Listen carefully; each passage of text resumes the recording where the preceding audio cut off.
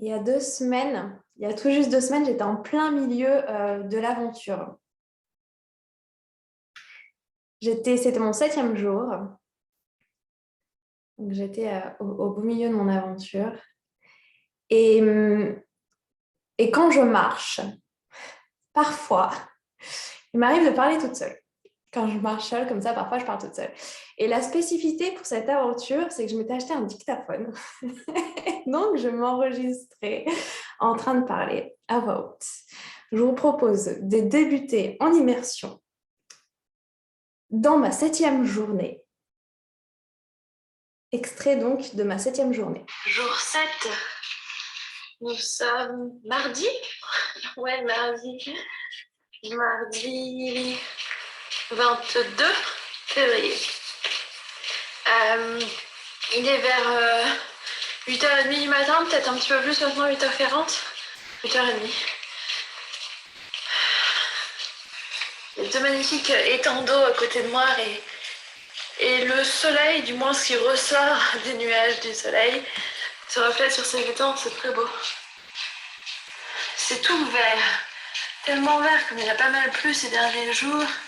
De manière générale, j'imagine que c'est un paysage assez vert en hiver ici.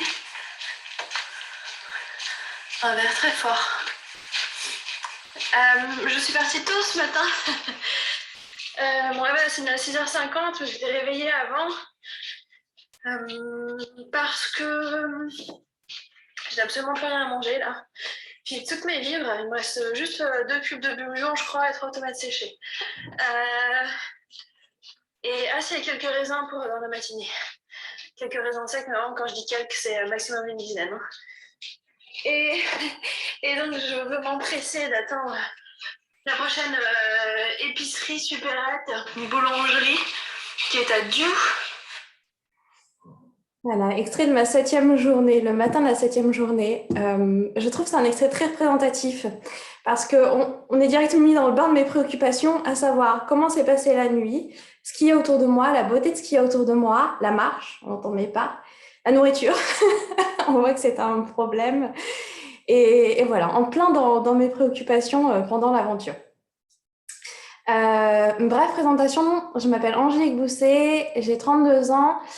Je suis entrepreneur, j'ai créé Koyogi qui est une nouvelle manière de faire du yoga. Et vous verrez que le yoga, ma pratique du yoga, est très liée avec ma vision de l'aventure. Et j'ai également donc une activité d'aventure qui s'est construite. Et si je devrais donner une date, une année de départ, ce serait 2017. 2017 où je suis partie seule à l'étranger. Indonésie, Australie et Népal pendant 1 an, où j'ai fait mes premiers treks seuls, où j'ai fait toutes les erreurs possibles de randonnée seule. Et voilà, le début, pour ensuite enchaîner avec le tour du Cotentin. En 2020, j'ai fait le tour de mon département d'origine, la Manche, qu'on appelle le tour du Cotentin, 440 km en 10 jours à pied, en bivouac, et en été, c'était en été. Ma deuxième grande aventure, ça a été le Lyon-Montpellier, que certains d'entre vous, je crois, avaient suivi à l'époque. Le Lyon-Montpellier en mai dernier. Alors là, c'était encore plus long, c'était quasiment 500 km, pareil, seul, toujours en immersion dans la nature, toujours du bivouac. Et en 11 jours, sous la pluie, la spécificité, c'était que c'était vraiment sous une pluie importante. Et la dernière aventure avant celle dont je vais vous parler, c'était avec mon frère l'été dernier en kayak vélo. Où là, on s'est dit, OK, moi, ça faisait longtemps que j'avais envie de descendre un fleuve en kayak. Mon frère est allé récupérer du matériel à droite à gauche auprès de ses amis. Il a récupéré un kayak gonflable auprès d'un ami. Il a récupéré des bidons imperméables, à visser imperméables qu'on peut hisser sur le kayak, les gilets sauvetage. Moi, j'ai étudié la Dordogne comme jamais. Je connaissais tous les barrages sur la Dordogne. Et on est parti. Et on est parti, on a descendu 280 km de Dordogne en 5 jours de kayak. C'était très, très intense. Toujours en bivouac aussi, avec tout le matériel de bivouac, toute la nourriture sur le kayak. Et on est remonté en vélo. Nous sommes ici pour une nouvelle aventure dont je suis de retour là récemment, 450 km au départ de Lyon, toujours où j'habite depuis 2 ans, pour aller jusqu'aux sources de la Seine. Je vais vous passer un extrait radio qui, je trouve, résume très bien cette aventure. Aventurière dans l'âme, Angélique Bousset, une jeune manchoise, vient de s'élancer pour faire un périple de 450 km à pied en plein hiver. Elle est partie hier de Lyon pour rejoindre les sources de la Seine en Bourgogne. Elle a prévu de marcher pendant une dizaine de jours. Seule face à la nature, la sportive a déjà relevé ce genre de défi, mais celui-là s'avère plus rude. Les périodes précédents étaient soit en été, soit au printemps. Donc j'ai connu la période caniculaire, j'ai connu la pluie en mai dernier. Et là, j'avais envie de partir pendant l'hiver, de connaître un peu le froid. Alors le programme, c'est partir de Lyon, de traverser par l'ouest les monts du Lyonnais, ensuite de monter dans les monts du Forez, qui est un massif qui est assez enneigé maintenant, donc je vais avoir un peu de neige, de monter vers le nord pour atteindre le Morvan. Le Morvan, qu'on appelle le Petit Canada français, et que je vais traverser pour arriver enfin aux sources de la Seine. J'aime beaucoup être en immersion complète dans la nature quand je pars comme ça. Donc je pars avec ma tente, mon sac de couchage, mon matelas, mon réchaud pour dormir en bivouac. Vous pouvez suivre son périple sur sa page Facebook, Angélique Bousset Aventure. Pourquoi cette route? C'est une des questions qui m'a été posée. Pourquoi cet itinéraire? Alors, initialement, pour être honnête, j'avais prévu de faire un Lyon-Bordeaux. Lors d'un entraînement au mois de novembre, je me suis entraînée dans les monts du Forez, donc qui est en plein sur mon chemin Mont-Bordeaux. Je traversais le massif central, en fait, sur le Mont-Bordeaux, sur le Lyon-Bordeaux. Et dans ces monts du Forez, je suis tombée sur un GR que je ne connaissais pas, le GR3, qui montait vers le nord. Et là, je me suis dit qu'en fait, ça aurait beaucoup plus de sens pour moi d'aller vers le nord. Il y avait un GR. Plutôt que d'aller vers Bordeaux, à l'époque, je ne trouvais pas de GR. Un GR, c'est un sentier de grande randonnée qui est très bien balisé. Donc, très pratique quand on fait beaucoup, beaucoup de kilomètres au jour, parce qu'on n'a pas besoin de regarder sur notre téléphone, on a juste à suivre les balisages.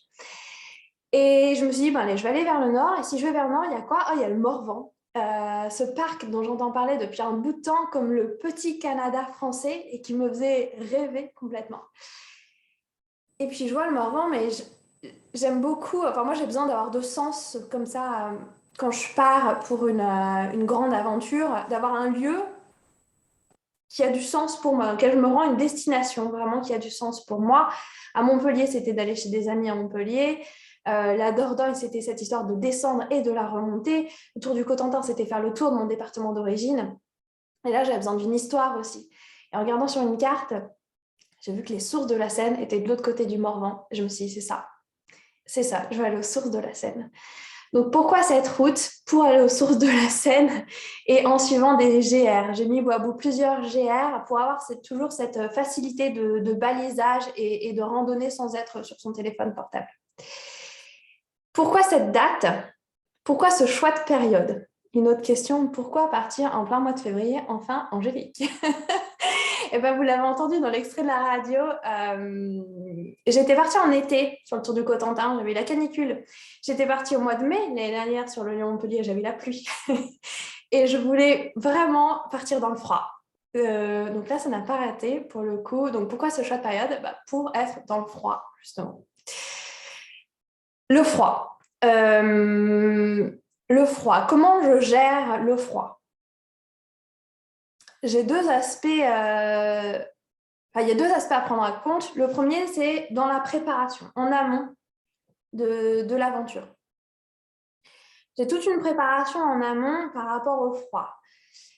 Le premier aspect de cette préparation, c'est que donc je fais du yoga depuis 12 ans, j'enseigne moi-même le yoga, donc c'est des outils que je me suis bien appropriés. Je fais beaucoup de méditation dans le froid, déjà en ouvrant la fenêtre ou dehors l'hiver. Je fais des visualisations, certaines respirations qui permettent de ramener de la chaleur dans le corps. Ça, c'est des outils que j'utilise pour le froid.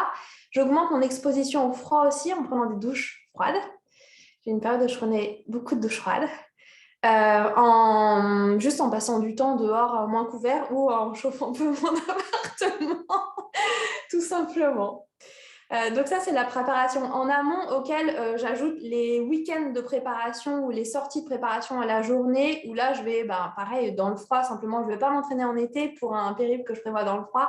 Donc, je vais m'entraîner, je me suis entraînée pas mal. Vous l'avez peut-être vu si vous me suivez sur Instagram ou sur Facebook. Au mois de novembre, décembre, je me suis fait des week-ends où vraiment il neigeait. C'était vraiment un froid glacial. Donc, aussi une bonne préparation.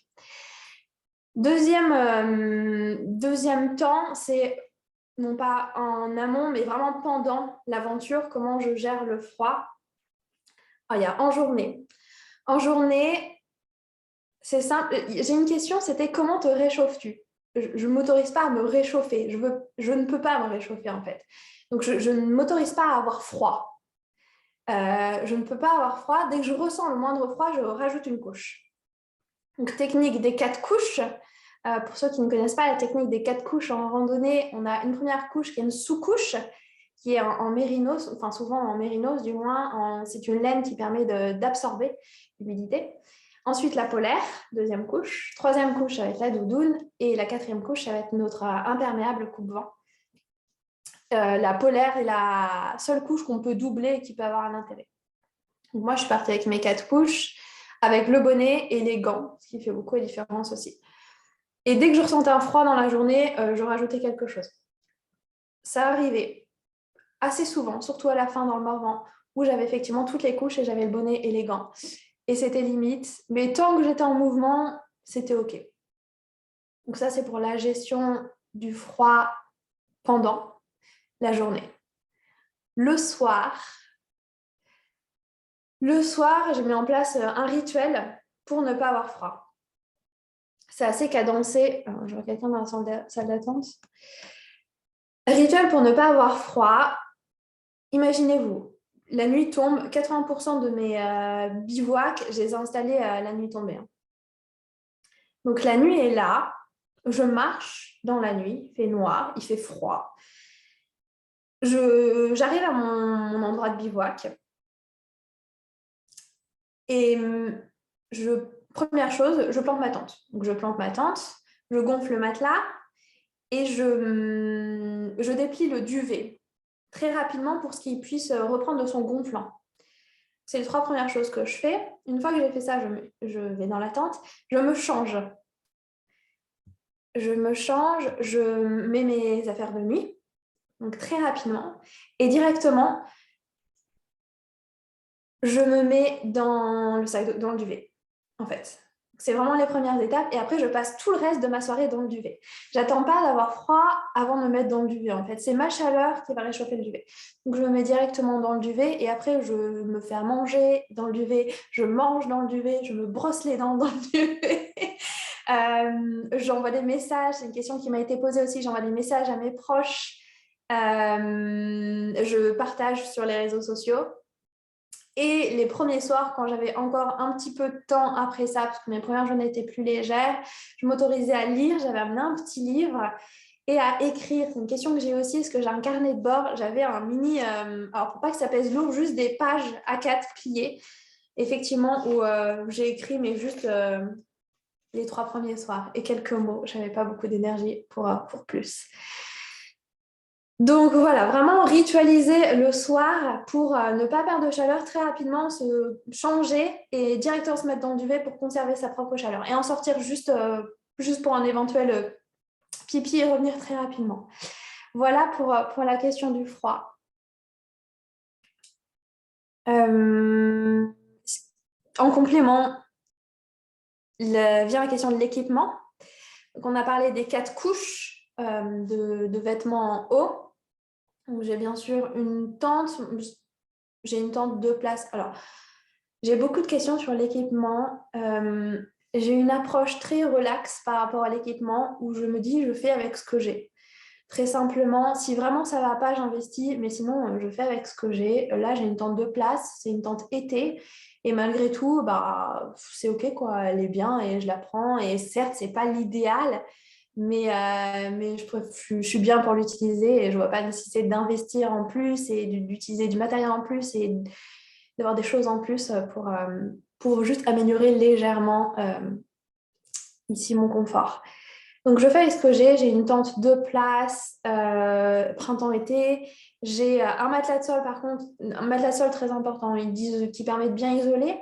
C'est un site ou Summit pour ceux qui voudront les références. Et mon duvet, c'est un duvet femme. Pareil, si j'ai une recommandation à vous faire, c'est de prendre un duvet à votre taille. En fait, ça paraît bête, mais comme c'est notre corps qui réchauffe le duvet, si vous êtes petit et fin, par exemple, et que vous êtes dans un grand duvet, ben, ça va être difficile de réchauffer le duvet.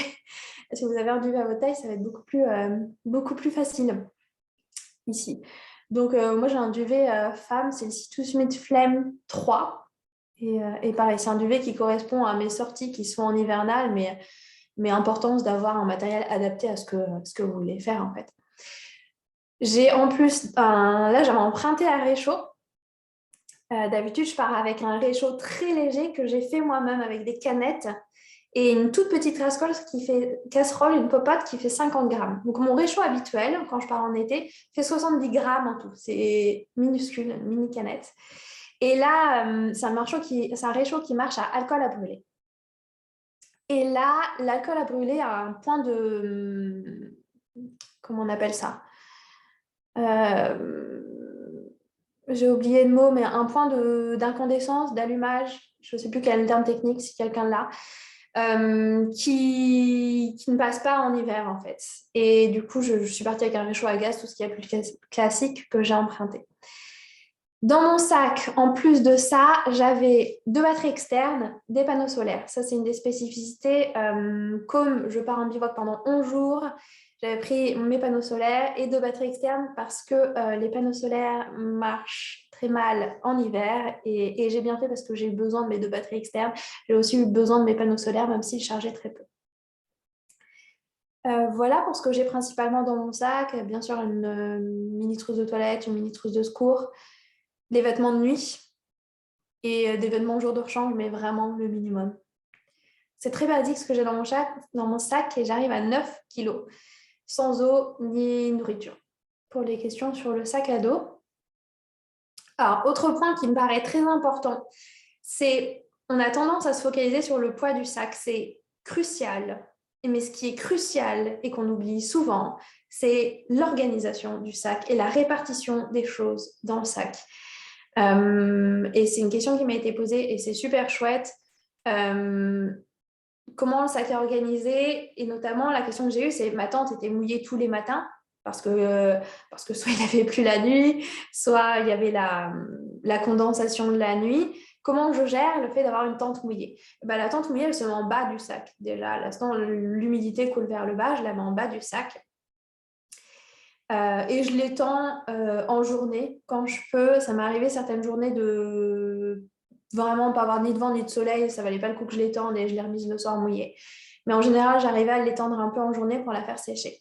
Donc la tente, tout ce qui est humide, vraiment en bas du sac. Après, tout ce qui est lourd, collé au dos, vraiment au milieu du dos. Et le reste qui vient gonfler au-dessus et sur les côtés. Je ne mets jamais rien à l'extérieur du sac, hormis les panneaux solaires, quand vraiment je n'ai pas le choix. Et je sens vraiment la différence sur mon dos. Alors peut-être que je suis très sensible aussi à ça, mais quand par exemple, si je mets ma toile de tente à l'extérieur du sac, ça me pèse sur le dos énormément. Donc vraiment, c'est important pour moi en tout cas de tout mettre dans le sac à dos. Voilà pour les questions sur l'organisation du sac. Je vous propose de passer au repas. À l'alimentation. Comment on s'organise? Comment je me suis organisée pour ces 12 jours pour me nourrir? Et pour ça, plonger dans le jour 6 et vous allez voir les aléas du ravitaillement.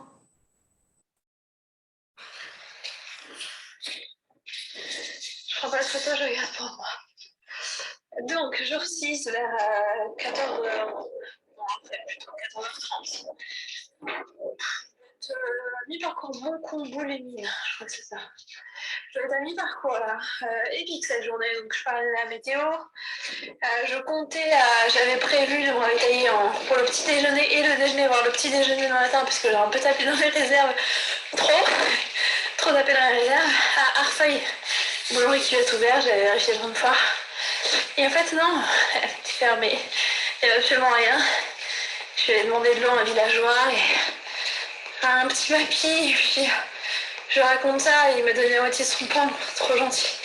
Du coup, j'ai petit déjeuner du pain avec des raisins secs qui me restaient. Et je suis dit au déj, pareil, du pain avec des tomates séchées qui me restaient. Et chance de ouf. Après le second village à Farfaille, dans un virage, je vois une meulerie, c'est une meulerie. C'est écrit qu'ils vendaient de la farine et des huiles. Et c'était ouvert, probable, à lundi. Et je me penche quand même, je me dis bon j'y vais. Il rentre que la farine et l'huile. Maintenant il y a des petits biscuits, même des noisettes et tout. Bon, il n'y avait pas de format très adapté. Enfin, je me voyais même prendre 300 grammes de noisettes, plus un paquet de biscuits, mais ça aurait pu être une bonne idée. Du coup, j'ai pris un paquet de biscuits, 200 grammes, qui m'a complété mon déjeuner ce midi avec le reste de pain. Voilà, les aléas du ravitaillement. Donc, pour répondre à une question, non, je ne suis pas partie avec mes 12 jours de nourriture dans le dos. J'avais étudié en amont les villages que je croiserais et les commerces que j'allais croiser et les horaires des commerces. Parce que dans les villages, les commerces ont des horaires parfois surprenants. Et donc, j'avais bien préparé tout ça de sorte que j'avais, je crois, maximum 2 jours à portée de nourriture.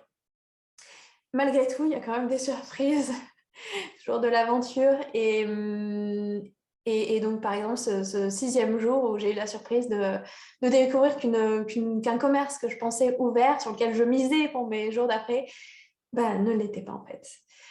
La bonne nouvelle, c'est que dans ces surprises, il y a toujours des bonnes surprises qui suivent, comme là, vous l'avez entendu, la personne que j'ai croisée après qui m'a donné la moitié de son pain. Après, je suis tombée sur improbable, sur une meulerie qui vendait de la farine, des huiles et des biscuits et des noisettes.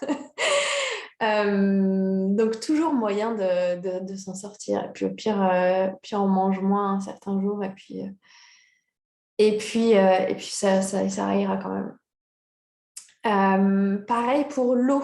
Grosse spécificité pour l'eau en hiver, c'est que contrairement à l'été, tous les robinets, tous les points d'eau publics sont fermés.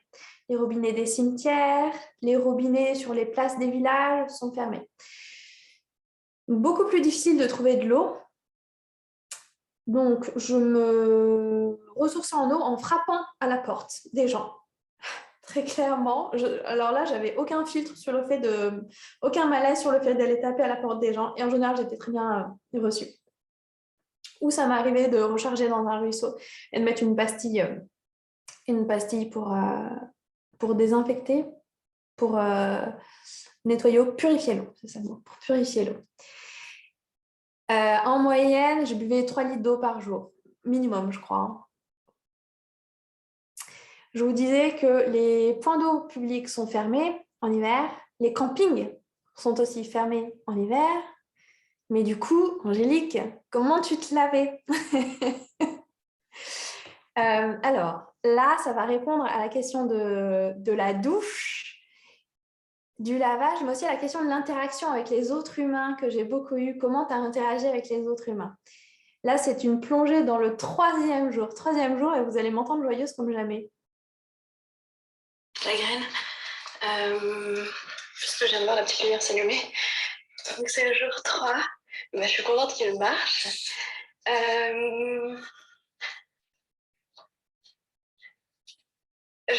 Jour 3, il est 17h, ça vient juste de sonner, je crois. Je sors du village alors juste avant l'hôpital sur Rochefort, je ne sais plus comment ça s'appelle, Gamay quelque chose. Et au moment où j'entrais dans le village, il me fallait de l'eau et je vois une dame dehors, la quarantaine, cinquantaine. Et je lui demande de l'eau. Elle m'a dit oui, bien sûr. Puis elle me dit mais tu fais quoi là? Et donc je lui explique l'aventure.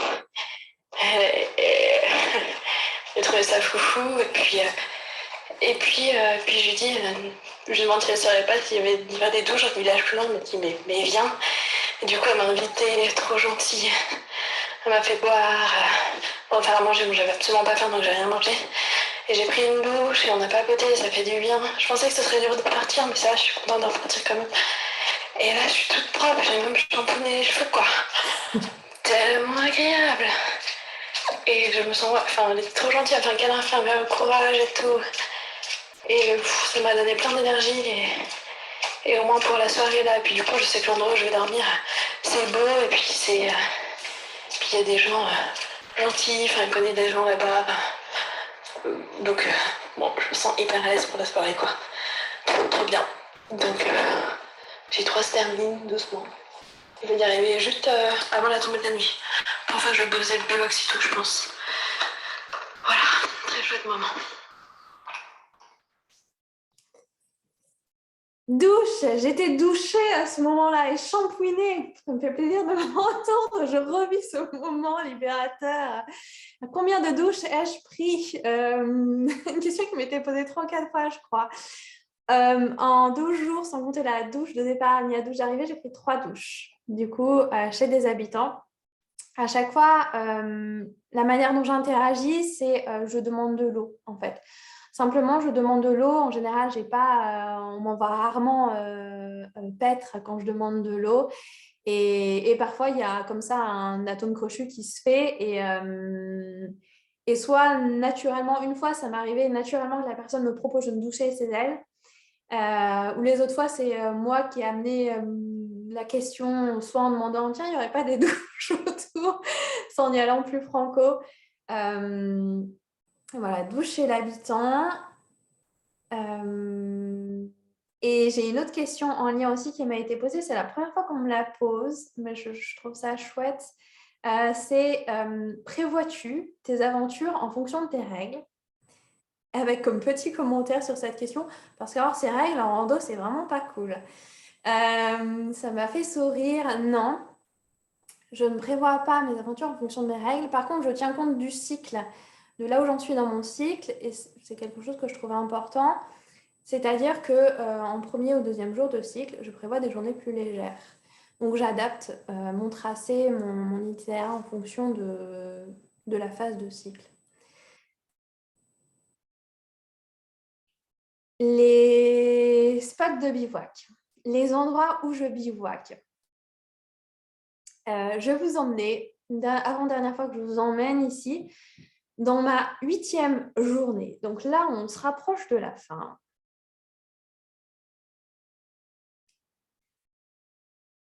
8e journée au sujet de mes bivouacs, comment je m'organise pour mes bivouacs. Et ce passage-là est aussi assez magique.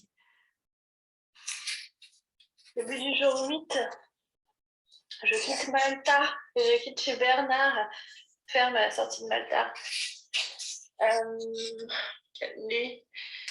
Quelle nuit. Je me suis endormie assez rapidement. Après, alors je suis arrivée, pour donner quand même, il faut que j'explique ça. Donc fin du jour 7, j'arrive sur Malta, et puis avant d'arriver au village, il y avait des champs qui pouvaient être pas mal pour bivouaquer, genre au fond du champ, mais c'était vraiment que de la flotte, le champ, quoi. Je me dis non, c'est mort, je ne vais pas aller là. Donc je ressors et je continue, j'entre un peu dans le village, ça commence par une chapelle, puis il y a une petite place. Et puis le long d'un ruisseau, il y a un contrebas. Il y a un espace pour la tente, mais pareil, très humide. Je dis, je vais aller explorer un petit peu plus loin. Puis je vais dans le village, c'était un peu mort, puis je vois une petite maison, puis avec un champ derrière. Je frappe, une fois, deux fois, trois fois, donc je voyais la personne, je voyais la femme. Elle finit par sortir. Elle me dit que c'est pas elle, le champ derrière, en gros qu'elle est mal à l'aise avec le fait voilà, et qu'elle préfère que son amie, elle doit me donner une réponse, qu'elle préfère que son amie soit là, mais qu'en gros elle préférait pas m'accueillir, donc si vraiment je trouve pas, je peux revenir, puis on verra. Voilà, donc je me fais jarter. Ce qui me pose dans de bonnes conditions, je traverse le bourg, tout est éteint, et puis je me dis bon je vais aller bivouaquer là où j'avais repéré, ça dans des champs derrière un château, plus en hauteur. Mais je me sentais tellement fatiguée, j'avais presque la flemme d'y aller, puis je savais pas si c'était la propriété privée du champ, chemin privé ou pas. Et là, je vois deux femmes en train de discuter dans le village, donc je vais leur demander, je leur dis que je suis en randonneuse, et que je cherche un endroit pour poser ma tente. Et puis bon, elles sont surprises. Et passé la surprise, elles me disent d'aller chez Bernard, la ferme qui est juste à côté. Là, un extrait de mes préoccupations bivouac. Alors oui, j'identifie les endroits où je vais bivouaquer en amont. Avant de partir là sur ces 12 jours, j'avais repéré très précisément les endroits où je voulais poser ma tente. Mais en fait, c'est plus une indication dans ma tête. Dans les faits, une fois sur deux, je n'ai pas posé ma tente là où je l'avais prévu. Je le fais pour 2 raisons, cette préparation. La première, c'est qu'au vu de mes journées qui sont très très longues, quand je pars comme ça sur du parfois 45 km, voire plus la journée, que je termine à 20h, 21h, certains soirs, que je suis épuisée mentalement, que je n'arrive juste plus à prendre de décision, en fait, qu'il fait nuit, etc. Et ben, j'ai cette facilité de me dire, bon, au pire, j'ai ce spot de bivouac-là que j'ai identifié qui doit être passable. Ça, et aussi c'est un moyen de me motiver, c'est-à-dire je me dis je vais jusqu'à au moins proche de mon spot de bivouac, sinon je m'arrêterai avant. Enfin, à 18h30 il faisait nuit, si je ne m'étais pas identifié une étape pour la journée, bien sûr que je me serais arrêtée avant, je ne serais pas allée aussi loin. Donc c'est un moyen de cadencer mes journées et de me faciliter un peu la recherche de l'endroit de bivouac. Le deuxième aspect, c'est que c'est pas comme en montagne, pas comme en haute montagne, pas comme quand on peut partir faire des treks dans les Alpes ou dans les Pyrénées ou ailleurs dans d'autres chaînes de montagne. Ici, il y a des endroits où j'étais plus je traversais de la plaine et du coup, les endroits de bivouac sont beaucoup moins facilement trouvables qu'en montagne. Je crois que 80%, 90% de mes nuits, je les ai faites dans des champs ouverts. J'ai posé ma tente dans des champs ouverts. Là, l'extrait que vous avez entendu, c'est très rare. C'est la seule fois où je suis allée dormir, j'ai demandé à dormir chez quelqu'un. Parce que je traversais le village et vous l'avez entendu dans l'extrait, c'était un cas un peu à part. J'étais vraiment fatiguée ce soir-là. Mais sinon, je vais me poser dans un champ sans son nom clôturé.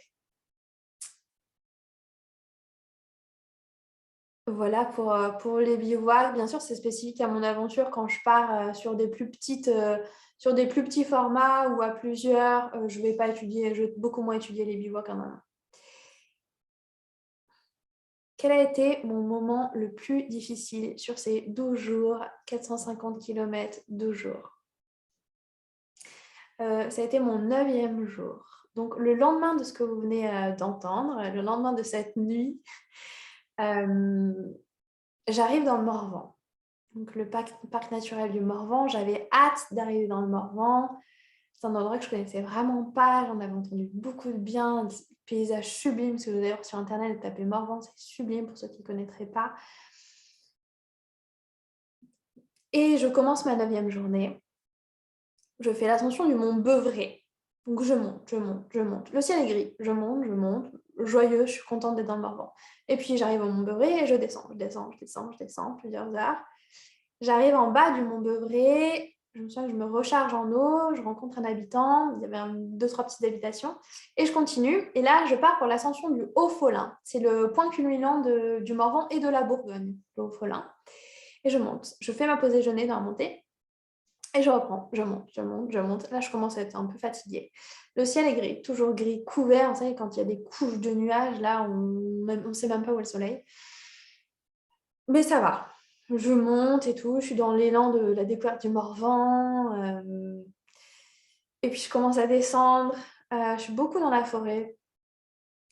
Et je descends. Et voilà, je continue mon chemin. Il est vers 14h, 15h, 16h. Je commence à ressentir de la fatigue, mais ça va.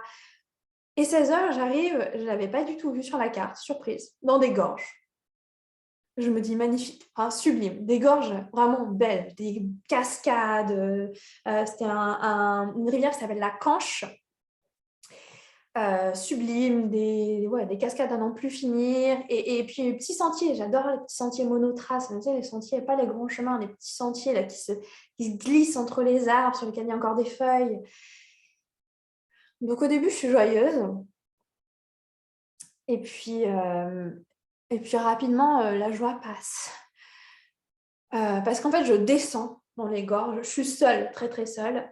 Je descends dans les gorges et en fait, ça fait vraiment comme ça. Je suis dans les gorges Et du coup, je me sens un peu étouffée. Donc, je chemine en bas dans les gorges en descendant. Je suis ce GR et je me rends compte rapidement qu'il n'est absolument pas entretenu. Le GR traversée du Morvan en hiver en même temps, qui va sur des GR, sur des sentiers en hiver. Mais qui n'est vraiment pas entretenu. Je me retrouve à devoir traverser des ruisseaux en enlevant mes chaussures. Donc ça m'était arrivé déjà plusieurs jours avant, mais là, à nouveau, donc j'enlève les chaussures, je traverse le ruisseau.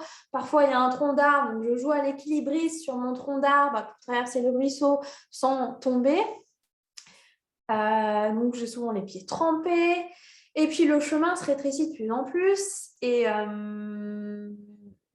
le balisage commence à être un petit peu moyen et surtout, je me rends compte que ça devient complètement escarpé avec des passages carrément sur roche. Je dois mettre les mains un peu en mode escalade. J'ai mon sac à dos, j'ai la fatigue des deux sommets du matin. Et puis, c'est mon 9e jour. Là, j'ai plus de 320 km. Je crois que le matin, j'ai fait 300. Donc là, je dois être à plus de 320, 330 km dans les jambes. Et là, le sentier, ça devient juste du grand n'importe quoi. Hyper exposé, donc vraiment que sur des rochers. Vous avez peut-être vu les photos. Il y a des endroits, il y a des arbres en travers. Le balisage est suivi des arbres qui sont complètement tombés avec, j'imagine, des vents un peu violents. Et en plus de ça, ça s'ajoute le fait que je me sens complètement enfermée dans ces gorges. En fait, j'ai aucune issue parce qu'il y a juste ce sentier et je ne sais pas s'il va déboucher parce que là, je commence à... Alors, mon cerveau me dit, mais en fait, là, ça devient n'importe quoi. Le balisage, il est plus bon. Il y a des arbres en travers. Ça se trouve, tu vas rester bloqué là. Bon, bien sûr, je ne vais pas rester bloqué là, mais dans ce cas, le cerveau, il déconne un peu. J'ai l'impression d'être loin de tout, alors qu'en fait, ça faisait juste 1 heure que je marchais plus la route, hein, mais j'avais l'impression d'être loin de tout. Et puis, il y avait ce bruit incessant de l'eau que je trouvais au début merveilleux, la cascade, mais là, c'était incessant, hyper fort de l'eau qui a rajouté à l'angoisse. Et j'avais juste envie de sortir de cet endroit, c'était affreux. C'était vraiment un grand moment d'angoisse pour moi. Et c'était le moment le plus difficile. Et le moment où j'en suis sortie, c'était libérateur. Par contre, j'étais épuisée, mais c'était libérateur d'avoir de l'espace à nouveau, de ne plus être enserrée dans ces gorges, de ne plus avoir le tapement de l'eau là, dans les oreilles tout le temps, et de retrouver un vrai chemin. Voilà pour le moment le plus difficile pour moi, le plus angoissant. Pour le coup, j'ai vraiment senti de l'angoisse.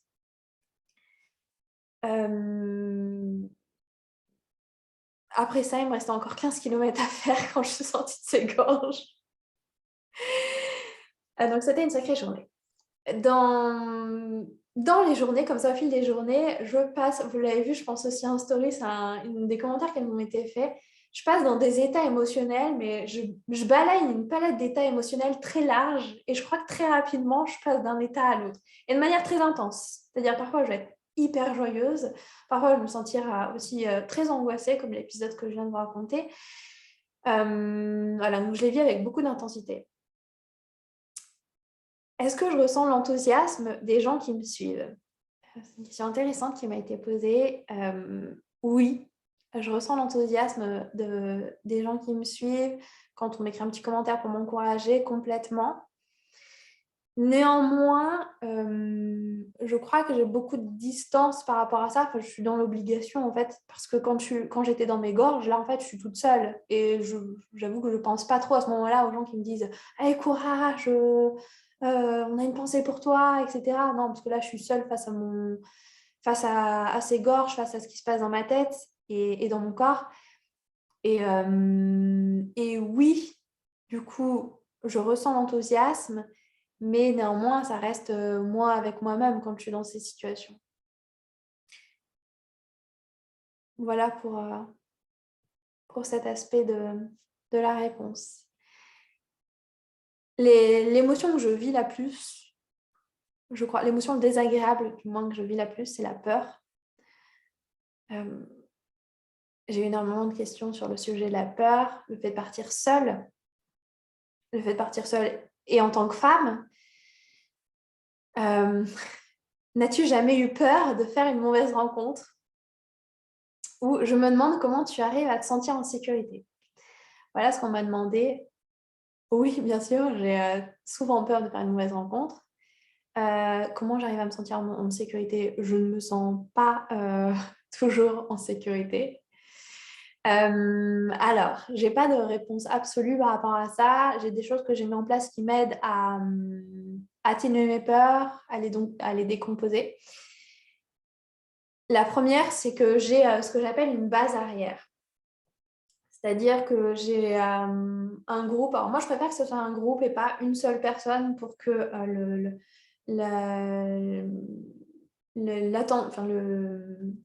la charge ne repose pas juste sur une personne. Donc, j'ai un groupe d'amis qui, pour chacune de mes aventures, constitue ma base arrière et que je remercie du fond du cœur, à qui j'envoie mon tracé, mes étapes, là où je pense m'arrêter. Chacun de mes spots de bivouac, je vous ai dit que j'étudiais ça en amont. Et puis, donc, mon tracé, mes étapes, et puis une consigne, si je puis dire, par rapport à quand prévenir les secours.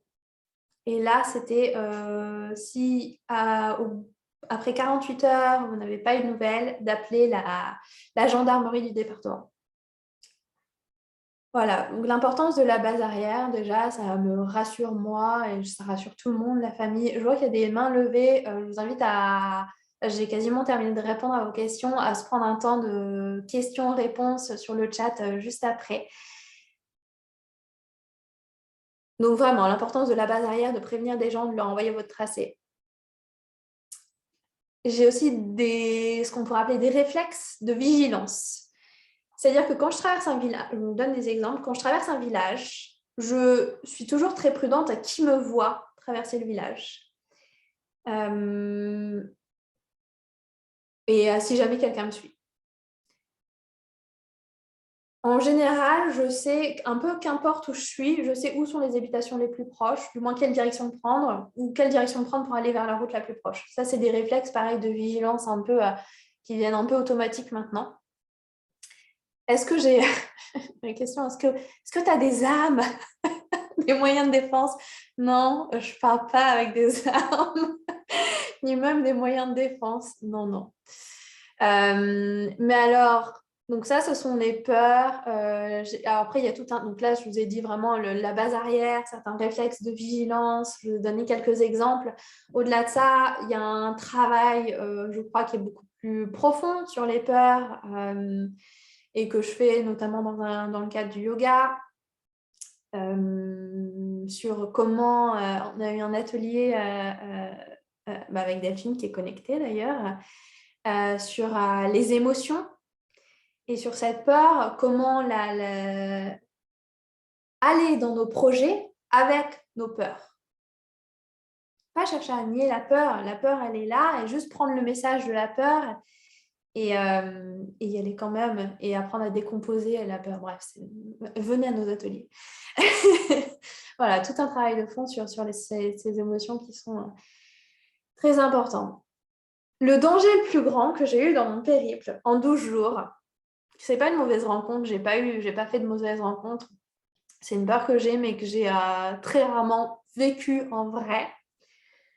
La fois où j'ai plus risqué pour ma vie, il y a une fois vraiment particulièrement, j'étais dans le Morvan. Et mon sentier passe par une ferme, ce qui arrive très souvent. Dans les fermes, très souvent, il y a des chiens.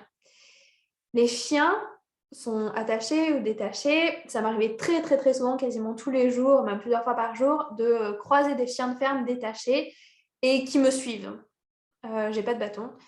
Qui me suivent. J'en ai eu un qui est resté très longtemps à côté de moi à m'aboyer et ouais, je faisais pas trop la maline, mais je me dis que s'il est détaché, a priori, c'est que je pars du principe que les propriétaires sont responsables et que je ne crains pas outre mesure pour ma vie. D'autres fois, ils sont attachés et je suis très contente qu'ils soient attachés parce qu'ils sont très méchants. Et dans le Morvan, un jour, j'arrive au niveau d'une ferme et là, je vois un chien énorme, très puissant et très agressif, attaché. Il est attaché, tout va bien. Je croise le fermier. Donc, je croise le fermier, je lui dis bonjour, il me dit bonjour. J'avance et là, il y avait le chien un peu plus loin, vraiment au bord de sentier, mais attaché avec une chaîne. Et il était vraiment très puissant, il tirait très très fort sur sa chaîne et il voulait vraiment me sauter dessus. Mais il était attaché. Et le fermier me dit, vous inquiétez pas, il est attaché. Magnifique. Moi, du coup, j'étais alors complètement sereine. je blague pour le fermier, je dis « Oh oui, je vois ça, super et tout ». J'avance, j'arrive au niveau du chien qui continue à aboyer, à tirer sur sa chaîne. Et là, le fermier a eu, je ne sais pas, une intuition, je ne sais pas, de regarder ce qui se passait. Le chien s'est détaché de sa chaîne. Il tirait tellement fort sur sa chaîne qu'il a arraché sa chaîne. Il a commencé à se jeter sur moi. Tout ça s'est passé en un quart de seconde. Pour le coup, je n'ai pas du tout eu peur. Mon cerveau n'a pas eu le temps de capter. Il a commencé à se jeter sur moi et le fermier a eu le temps d'hurler le nom du chien. Et le chien s'est stoppé net dans son élan. Et en fait, j'ai absolument pas eu peur. J'ai continué mon chemin. Et j'ai même dit au fermier, ah bah dis donc, il obéit bien votre chien. En fait, sur le coup, j'ai pas du tout pris la mesure de ce qui s'était passé. Et le fermier m'a répondu, ouais, enfin, il a quand même failli vous bouffer là. Il m'a répondu ça, je crois qu'il a eu très très peur. J'ai senti beaucoup de peur chez lui, donc il a eu très peur. J'ai continué mon chemin et c'est seulement après avoir bien dépassé la ferme que je me suis dit, mais en fait, c'est un truc de fou ce qui s'est passé. Donc voilà l'épisode le plus dangereux que j'ai vécu en ces 12 jours avec le recul. Parce qu'encore une fois, sur le coup, j'ai eu zéro émotion, pas de peur, j'étais sereine, j'ai même ri. Et c'est vraiment avec le recul que je me dis, mais en fait, cette situation, elle était hyper dangereuse. Donc bien distinguer les peurs des dangers réels. 12 jours. 12 jours de marche seule, 12 jours de bivouac où je suis en immersion dans la nature. Qu'as-tu appris? Des questions qu'on m'a posées. Qu'as-tu appris? Quels sont tes apprentissages? Et en lien, je rajouterai, on m'a posé aussi, qu'est-ce qui te motive à partir à l'aventure? Pourquoi ces aventures? J'apprends à me connaître dans ces aventures. C'est la principale chose. J'apprends à me connaître et je gagne en confiance.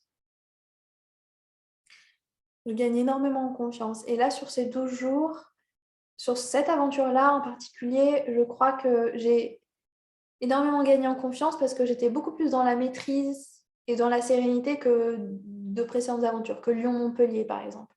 Lyon-Montpellier, qui était à peu près le même format, pourtant, je l'ai beaucoup plus subi.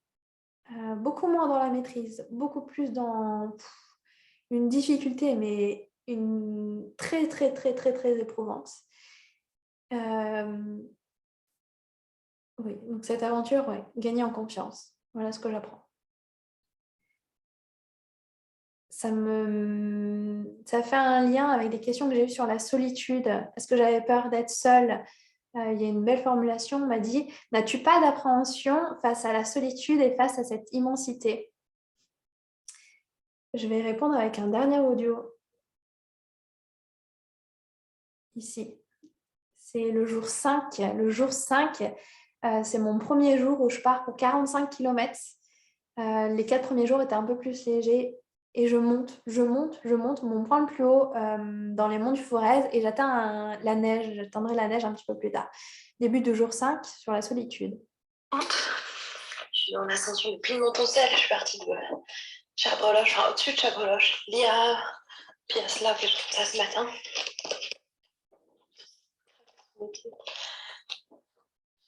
Et magnifique, je vis des moments magiques, féeriques. Là, je suis seule au monde et c'est drôle comme progressivement, ça m'imprègne. Au mieux, je me sens presque un peu à l'affût, mais à l'affût dans un sens méfiant. Regardez là, moi. Et là, juste inconnue de la nature de ce qui m'entoure, en fait. Et dans cette montée, il y a un passage où il y avait juste plein d'eau. Il y avait un ruisseau à ma droite, ruisseau à ma gauche, ruisseau au-dessus de moi, ruisseau en dessous de moi, ruisseau sur mon sentier. C'était incroyable, complètement féerique. Cette eau qui coulait. De plus en plus de neige, là il commence à y avoir une couche de neige qui recouvre tout le sol. Une légère couche de neige. Ben, on entend peut-être les craquements sous mes pas. Il fait froid, mais comme je suis en pleine montée, j'ai pas froid. Enfin, j'ai ma polaire et mon imperméable quand même. Malgré la montée, donc c'est quand même qu'il doit faire bien froid.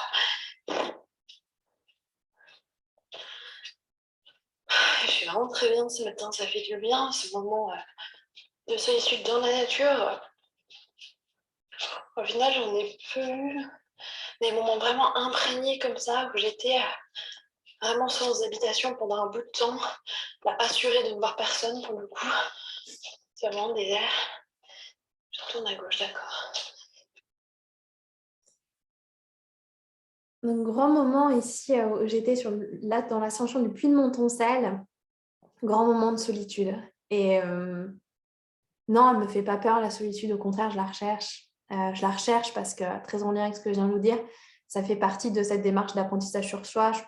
Plus facile d'apprendre, de passer du temps avec soi-même dans ces conditions. Le fait d'être seul et complètement en immersion dans la nature, enfin seul humain en tout cas, pour moi, là, j'étais pleinement dans l'aventure. Et ça s'entend d'ailleurs, on voit que je suis pleinement dans l'aventure. Quelles sont mes plus belles images, les plus beaux moments que je retiens de cette aventure? Mes plus grandes joies. Bon, j'en ai plusieurs qui me viennent, mais il y en a deux qui se détachent d'une certaine manière. J'ai eu des levées de soleil fantastiques. Et en fait, après plusieurs jours comme ça, où on est vraiment épuisé, hein, il y a beaucoup de... Enfin, j'ai ressenti beaucoup de souffrance physique, de fatigue mentale, de stress, de peur. Et quand le matin, on est dans son petit duvet, qu'il fait froid à l'extérieur et qu'en fait, il fait OK dans le duvet, qu'on a la tente qui nous permet de nous abriter du vent. Et que j'adore ce moment, je dézippe, en restant dans mon duvet évidemment. Je sors juste les mains, je dézippe la tente et je regarde. Et là, il y a un lever de soleil de folie. Ce moment-là, il est dingue. Il est complètement dingue. Et je reste dans mon duvet peinarde. Et le soleil qui se lève, je change juste mon appareil photo pour prendre une photo ou une vidéo pour me dire tiens, je partagerai sur Insta ou je ne sais quoi. Mais c'est des moments tellement magiques, en fait. C'est incroyable. Donc ça, c'est mes beaux moments. Et puis, il y a cette sensation aussi d'avoir survécu à la nuit. Le matin sont les moments, pour moi, les plus faciles parce que les plus joyeux. Parce qu'il y a cette sensation de purée, j'ai survécu, quoi. J'ai survécu à une nuit dans la nature. Et ce sentiment-là, il ne s'en va pas, malgré le nombre de bivouacs que j'ai fait seule, dans plein de conditions, etc. Et ben, je l'ai toujours. Le matin, j'ai toujours la sensation de ouh, j'ai survécu, bordel, qu'est-ce que c'est beau! Et quand c'est accompagné d'un lever soleil, c'est des moments magiques. Donc, les levées soleil, clairement, c'est parmi mes plus beaux moments. Et il y en a un autre à l'opposé, c'est les fins de journée, où je suis épuisée, alors pas du tout dans le même état, j'ai pas disponible, enfin je ne peux plus réfléchir, prendre de décisions, tout me paraît compliqué, physiquement je suis capoute. Et là, donc je dis, j'ai mon rituel, je monte la tente, je gonfle le matelas, j'ouvre le duvet, je me change et je me glisse dans mon duvet et je m'allonge sur mon matelas et j'allonge mes jambes. Et là, je ne suis plus en position debout. Je peux soulager mes dessous de pieds. Mes dessous de pieds sont plus en contact avec le sol, mais quel bonheur! Je peux allonger mes jambes, être sur mes fessiers et plus avoir le poids du sac à dos. Et être à l'abri, cette sensation que je n'avais pas au début quand j'étais en tente. Mais maintenant, ma tente et mon duvet, je me dis, mais quelle chance par rapport à quand je suis dehors. J'ai cette tente et ce duvet qui me permet en tout cas de me garder ma chaleur, de me protéger du vent, de la pluie. Et là, c'est un moment de réconfort aussi, où ça peut se poser dans la tête et dans le corps. Et ça, c'est des moments super. Et le troisième moment, c'est de retrouver quelqu'un. C'est un moment de transition aussi, mais Mais retrouver un proche, c'est tellement joyeux comme moment, en fait. Dernier axe de réponse, je vois qu'il est l'heure, c'est sur ma préparation. Ma préparation, comment on se prépare à une telle aventure? Alors, je reviens sur la question après. Comment on se prépare à une telle aventure? Eh bien, suis-je une athlète de haut niveau? J'ai cette question. Es-tu une athlète de haut niveau? Non, je ne suis pas une athlète de haut niveau. Par contre, oui, clairement, j'ai un entraînement spécifique pour ça. J'ai une préparation générale, on va dire. Physiquement, je fais pas mal de sport. Je me déplace uniquement à pied ou à vélo dans Lyon. Je pratique le yoga tous les jours, donc une activité physique du yoga tous les jours. Je vais courir régulièrement, je touche un peu à pas mal de sports et régulièrement. J'ai une alimentation et un sommeil sur lequel je veille, qui sont importants pour moi, qui sont appropriés pour ce genre d'activité. Donc voilà, j'ai un terrain propice pour avoir une activité physique intense. Ça, c'est le cadre général, on va dire, la préparation physique générale. Et en amont de ces aventures, je fais une préparation spécifique vraiment sur marcher 40 bornes, 45 bornes, 50 bornes par jour. Où là, je me fais des sorties à la journée ou des week-ends chocs, j'appelle ça, où je me bloque un week-end et je pars et je me fais 2 fois 40 km sur le week-end avec le bivouac. Ça, je l'ai fait énormément sur mes précédentes aventures. J'avoue que là, plus j'avance, moins ma préparation est physique et plus elle est dans ma tête. J'utilise beaucoup la visualisation. Voilà. Et là, par exemple, pour cette aventure, j'ai fait au final peu de sorties à plus de 40 km. Je ne crois pas en avoir fait, mais peut-être une. Par contre, je me suis énormément préparée au froid. Donc, j'ai fait des sorties beaucoup dans le froid. Je vais terminer avant de répondre aux questions sur quel conseil je donnerais pour toute personne qui veut partir en bivouac ou qui veut partir en rando, seule ou pas forcément. J'ai 2 conseils qui me sont venus. Le premier, et c'est celui qui me tient le plus à cœur, c'est d'y aller progressivement. En fait, d'y aller progressivement, de ne pas viser du jour au lendemain, de partir 12 jours en hiver seul en bivouac, par exemple. Mais par contre, de commencer maintenant. De commencer maintenant et de se concentrer sur le prochain pas que vous pouvez faire là, maintenant. C'est-à-dire, là, dès aujourd'hui, dès demain, dès ce week-end, qu'est-ce que vous pouvez faire pour aller dans le sens de votre projet? Gardez en tête ce rêve, mais quel petit pas vous pouvez faire vers ce rêve? Est-ce qu'on se concentrer sur les petits pas? J'aime beaucoup cette approche des petits pas, moi, pour aller vers son rêve, vers son objectif. Et c'est difficile à croire, mais mes premiers jours, quand je pars comme ça en aventure, je me sens complètement incapable de penser à ma destination, là où je vais arriver. Je ne suis pas bien, j'ai la nausée quand je pense à... Là, les premiers jours, quand je pensais à arriver aux sources de la Seine, j'avais la nausée. Juste le fait de penser à tout ce que j'avais à faire, j'évitais d'y penser, ça me rendait malade. Je pense juste à, OK, quel est le prochain village? Quelle est ma prochaine préoccupation? Remplir mon eau, remplir ma batterie. Vraiment des choses très concrètes. Où est-ce que je vais dormir ce soir? Mais pas plus. Pas penser au lendemain, en fait. C'est trop compliqué, sinon c'est inimaginable. Comment on peut imaginer partir comme ça 12 jours en hiver? C'est trop dur à imaginer, à se projeter. Du coup, juste sur petit pas par petit pas. Voilà, un conseil, c'est petit pas par petit pas. Commencer par juste quelques heures de rando seul si vous n'êtes pas déjà accoutumé à ça. C'est énorme. Et petit à petit, construire. Deuxième conseil, c'est de tenir compte de vos proches. C'est en discuter, si vous partez seul en particulier, en discuter avec vos proches. Montrer que vous préparez le projet, les rassurer, convenir ensemble d'un rythme pour donner des nouvelles, pour pas qu'ils s'inquiètent, ce genre de choses. Vraiment avoir cette discussion avec vos proches, c'est à ne pas sous-estimer. On m'a demandé des références. je donne beaucoup de références dans ma newsletter. Je vais vous inscrire pour ceux qui le souhaitaient dans la newsletter. Je donne mes inspirations, mes lectures, parfois les films que je vais voir. S'il y a un livre que je vous recommande, c'est celui-ci de Jean-Louis Etienne, Persévérer, de Jean-Louis Etienne. Et j'en ajoute un deuxième, c'est Les chemins de la liberté de Mélisine Malander.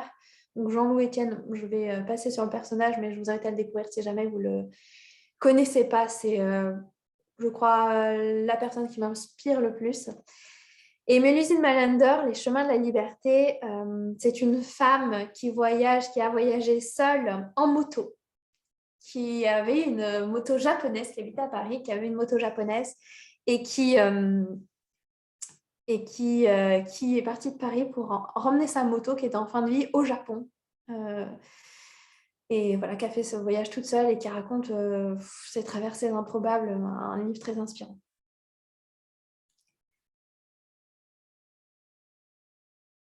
Mes prochaines aventures, c'est Koyogi. Je vois qu'il y avait un message de Delphine, projet d'aventure entrepreneuriale, Koyogi, nouvelle manière de faire du yoga à Lyon. Et puis, l'annonce que je voulais vous faire, c'est sur ma prochaine aventure dans la nature qui va avoir lieu cet été. Je pars pour plus de 500 km à pied dans les Pyrénées. C'est un projet très spécial et énorme, puisque la spécificité, c'est qu'on part à 3 avec une vidéaste, et donc une randonneuse vidéaste et une autre randonneuse graphiste. Partons en 3 coéquipières pour à la fois randonner dans les Pyrénées. Alors, GR10, on me demande d'un point de vue tracé ce que ça va être. Ça va être un mix de tracés que je suis en train de faire, puisqu'on va aller à la rencontre de personnalités inspirantes par des choix de vie qu'ils ont pu faire. Je vous donne un exemple. On va essayer de démarcher un ancien guide de montagne qui, pendant 30 ans de sa vie, a lutté pour réintroduire le bouquetin dans les Pyrénées, qui était en extinction dans les Pyrénées, et qui a réussi. Maintenant, il y a des bouquetins dans les Pyrénées grâce à lui.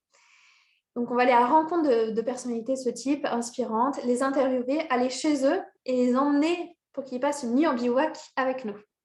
On va filmer cet échange. On va filmer notre aventure à pied, on va filmer ces rencontres et produire un documentaire. C'est en ça que je dis que l'aventure est énorme, c'est qu'il y a l'aspect non seulement randonnée, aventure, mais il y a l'aspect documentaire, le fait de partir avec du coup une vidéaste.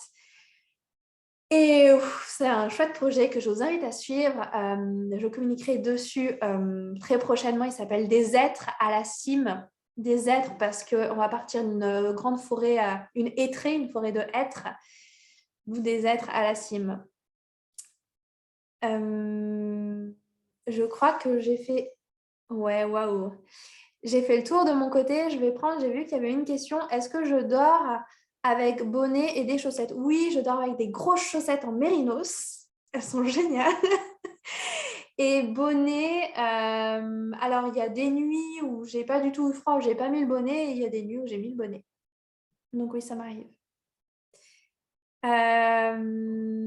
Nous sommes un poil en retard. Néanmoins, si vous avez des questions, je m'étais dédiée jusqu'aux 22h. Donc, si jamais vous avez des questions, je suis disponible pour y répondre. En espérant avoir répondu à pas mal de vos questions.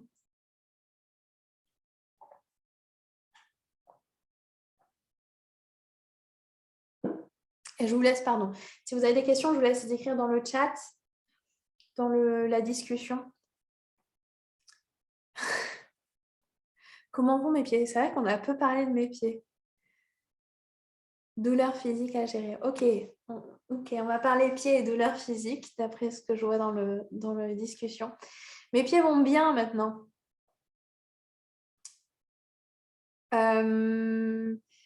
Mes pieds vont bien, effectivement, c'est un énorme sujet que la gestion des pieds et de soigner ses pieds quand on part comme ça sur une cinquantaine de kilomètres par jour. J'essaie de les nettoyer tous les jours. On a parlé des douches. En plus des douches, je fais des toilettes de chat, ce que j'appelle des toilettes de chat. Donc, au moins un petit nettoyage des pieds dans les ruisseaux quand il ne fait pas trop froid. petit nettoyage au savon. Et effectivement, il y a des ampoules inévitablement. Et puis, rien que le fait d'appuyer sur le pied constamment, comme ça, 12 heures par jour, les frottements sous le pied, de se créer des plaies, je le gère beaucoup mieux qu'au début. Voilà, mes pieds vont bien. Sur les douleurs physiques, malgré la préparation, donc question de Servine, malgré la préparation, as-tu des douleurs physiques à gérer? Oui, énormément. J'ai des contractures musculaires dans les jambes, dans le dos. Deuxième jour, j'avais une contracture musculaire dans le dos. Deuxième jour, on n'en a pas parlé, mais le jour-là, j'étais pas très loin de... Je me suis posé la question de l'abandon. C'est la première fois la seule fois que l'idée m'est venue. Mais ça a été une journée vraiment difficile pour moi parce que je me sentais vraiment pas bien physiquement. Donc oui, j'ai des contractures, j'ai des douleurs dans le dos, j'ai énormément de crampes à la fin, le dernier jour. Donc oui, il y a énormément de douleurs physiques à gérer malgré la préparation. Oui, complètement. Où est-ce que je me fournis en matériel? Alors, question de Mehdi. Franchement, je me fournis sur Internet. Dernièrement, j'aime beaucoup la marque Cimalp, Cimalp, qui est une marque française qui je crois, alors je ne me suis pas trop penchée sur le sujet, a une production raisonnée, locale. Et les tarifs sont assez accessibles et les produits sont de qualité. Du coup, j'ai pas mal de leurs produits, bonnets, doudounes, polaires, chaussettes. C'est une marque qui me vient là. Sinon, les marques les plus connues en rando, encore une fois, je ne suis pas une experte en matériel. Moi, quand j'ai une paire de chaussures, un modèle qui me va bien, je rachète le même tout le temps, en fait. Ça me prend l'énergie et me lasse un petit peu d'aller me renseigner sur les nouvelles choses. Donc voilà pour le matériel. Alors, question de Marie. Sachant que tu es dans ta bulle, est-ce que tu veux être malgré tout informé s'il se passe des choses importantes en dehors de ta réalité? Famille, événements sociaux, etc.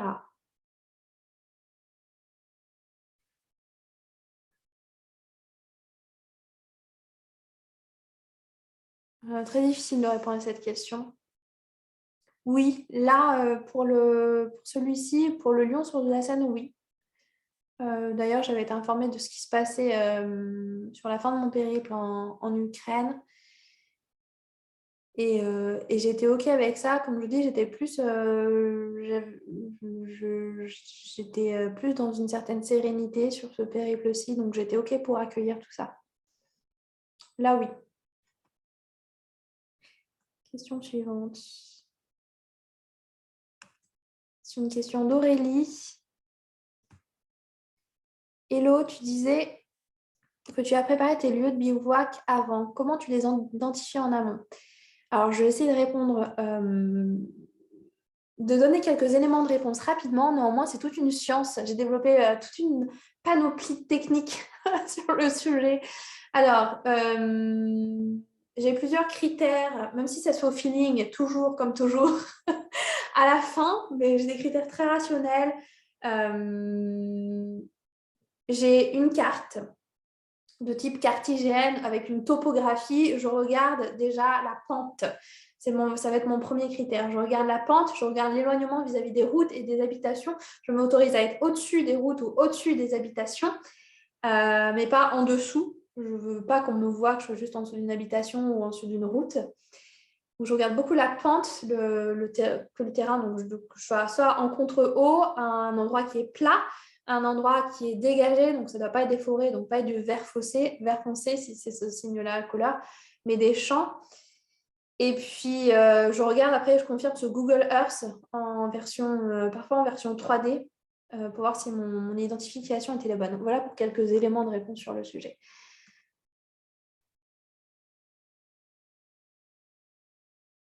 Merci Angélique, bonne soirée. Merci de ta réponse Angélique. Ok, super. 22h pile poil. Ah, une question supplémentaire. D'Aurélie, comment nettoies-tu tes affaires comme il fait très froid? Et peux-tu nous dire la marque de tes paires de chaussures? Alors, la marque de mes paires de chaussures, donc j'ai une paire de chaussures basses. C'est les Salomon, très classiques, quoi. XA Pro 3D. Et chaussures hautes, ce sont des Merrell. Je ne connais pas le modèle, je ne me souviens plus. Comment je lave mes vêtements comme il fait très froid? Alors, du coup, là, sur ce périple-là, j'ai peu lavé mes vêtements. Les seuls vêtements, je n'ai pas lavé mes t-shirts, par exemple. Les seuls vêtements que j'ai lavés, c'est les sous-vêtements et les chaussettes. Sachant que je prévois en amont des sous-vêtements et des chaussettes qui sont soit en matière synthétique qui sèchent très vite, soit les chaussettes en mérinos qui sèchent rapidement vite aussi. Là, ça a été compliqué, hein, pour être honnête, c'était compliqué de laver. J'ai réussi à laver en début. J'ai réussi, donc je lave dans des ruisseaux simplement avec mon petit savon biodégradable hein, dans mon ruisseau, je lave. Et puis je mets à sécher sur le sac à dos. Donc très souvent, j'ai une culotte, une paire de chaussettes sur le sac à dos en train de sécher. Les derniers jours, j'ai rien pu laver du tout parce qu'il fait tellement froid effectivement et avec la pluie, ça ne sèche absolument pas. Et comme j'avais 2 jeux à chaque fois de vêtements, ça devenait un petit peu compliqué.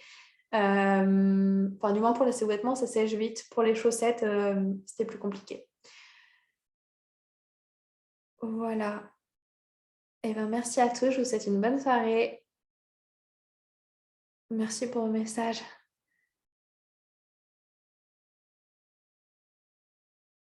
Je vous invite à suivre encore une fois Des êtres à la cible. Donc le prochain projet, on a lancé un compte Instagram et une page Facebook.